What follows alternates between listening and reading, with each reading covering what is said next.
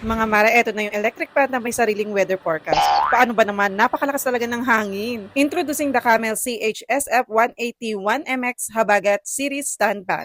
Pangalan pa lang, alam mong hindi ka pababayaan sa init. Legit, sobrang lakas ng hangin. Yung tipong kahit nasa kabilang side ka ng kwarto, ramdam mo pa rin yung buga ng hangin. Perfect talaga for bigger spaces at sa panahon ngayon na parang oven sa init ang bahay. Super easy to assemble, powered by a heavy-duty 150 watts motor plus optimized pipe lip plate design, kaya mas mabilis magpalamig at mas wide ang air coverage. Hindi lang to basta hangin habagat levels talaga. May 3-speed settings na din, kaya ikaw bahala kung gentle breeze lang o kaya yung tipong pati problema mo lilipa rin. Tsareng!